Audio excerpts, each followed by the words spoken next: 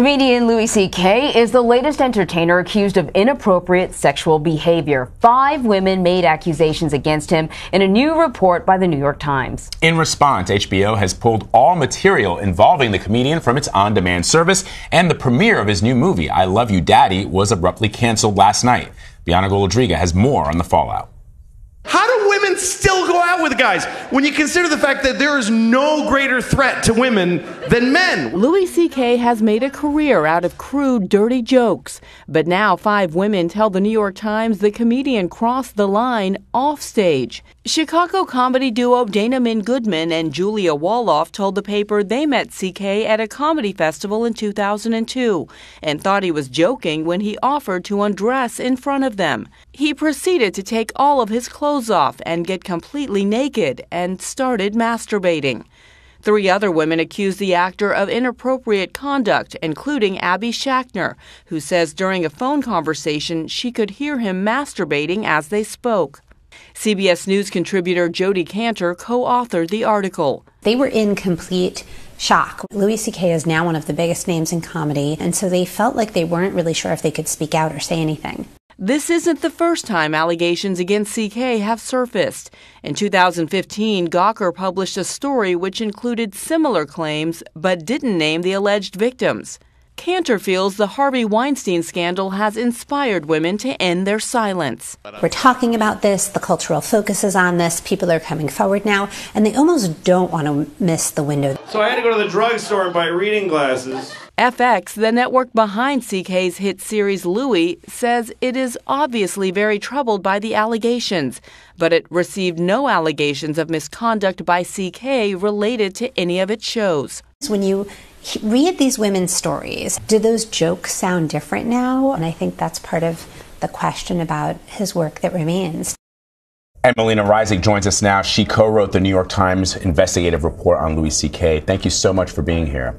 Thank you. So, how long have you worked on this investigation, and how did it come out? The word is that this has been, it's a terrible, I think it should probably be removed from the lexicon, but it's been an open secret for many years. Has it been?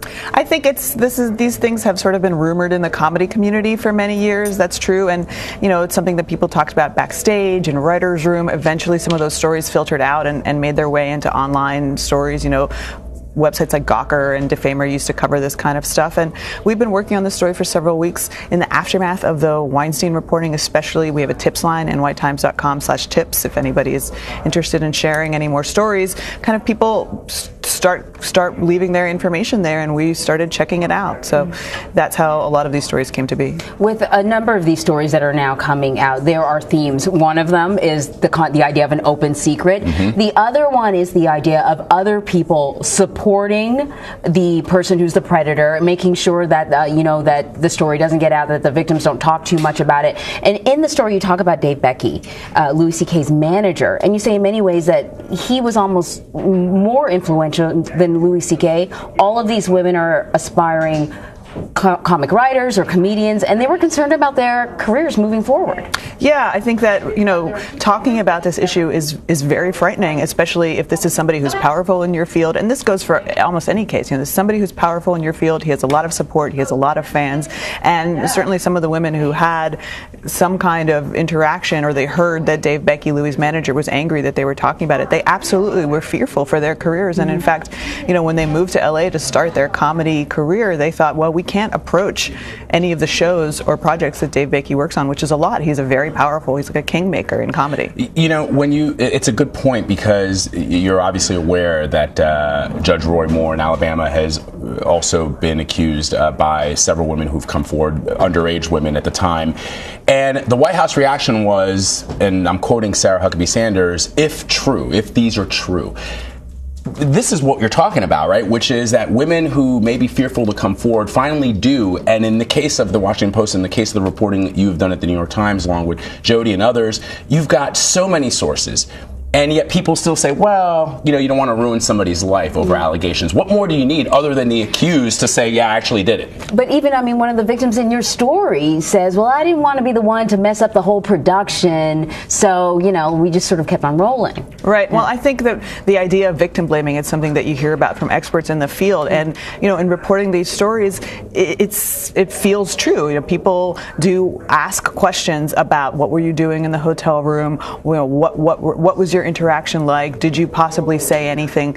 And the people to whom this happens, they kind of internalize those kind of comments, and they think, well, if I'm going to get that kind of reaction, why would I come forward? I think what's powerful about this moment now is that women do feel like maybe there is a moment now where their voices are going to be heard, their stories are going to be listened to. There is a sense of solidarity, and that's why we're hearing so many of these stories come out now. I think, the thing with this is you talked about open secret. He has been asked on the record multiple times about this. People talk about his reputation. It's in his act. He writes about this sort of behavior. He does rape jokes. He does masturbation jokes. I don't know if you can get any more open than Louis C.K. But well, right. He has been asked about this stuff on the record before, and he denied it. My colleague Cara Buckley, with whom I wrote this story, talked to him in September in Toronto at the film festival where his new movie premiered. The movie has scenes in which a character masturbates in front of other people, and he said, "Well, that didn't occur to me that it may have any relationship to the rumors about me." And he denied that the rumors were true. He said they were rumors. So, and he did not comment for our story. So, we know that he's going to be making a statement sometime soon. But there is a sense of deflection. And I think to the point about the fact that his comedy does contain some of this material, the women that we talked to thought that maybe the fact that he was joking about this all the time in such an exaggerated way may have been a cloak or a shield of some kind for potential alleged misconduct. Hollywood loves comeback stories.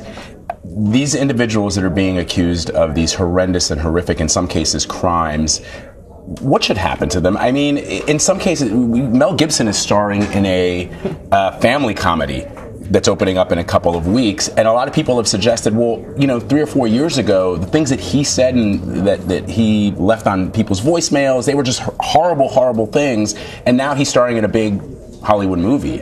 Nothing seems to have affected his life, at least not long term. Is that what we can expect going forward? I think it's hard to say, but it is worth noting that the networks that are associated with Louis C.K. have acted very swiftly. HBO, for example, which was to have him on a big comedy benefit, this all-star thing that was happening next weekend, said he is no longer going to be appearing, and they pulled his stand-up specials from their on-demand services. So, there are career repercussions for him right in this moment. Whether that will last in the future, it's hard to say. Did you get any pushback when you were working on this story? In the sense from people in the comedy world? Yeah. Definitely Louis has his defenders. That's absolutely true. And, we made dozens and dozens of phone calls to people who've worked with him, who were close to him. And women? Yes, women who've talked to him, who've been close to him. And I think it's true that he has defenders, and certainly some people had good experiences with him. He is absolutely known as a person who can boost the career of women. He's done it several times. So that's another thing that made these allegations even more painful for some people to hear.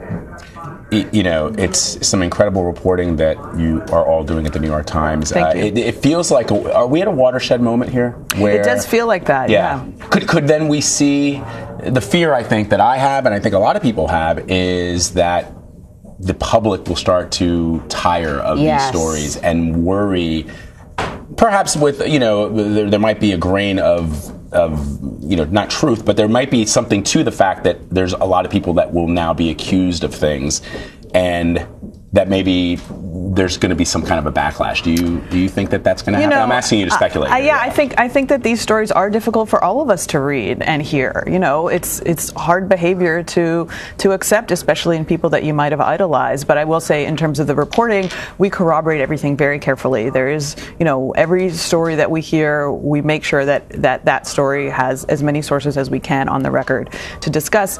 And in terms of a backlash, as my editor said, we'll stop doing these stories when people stop behaving badly.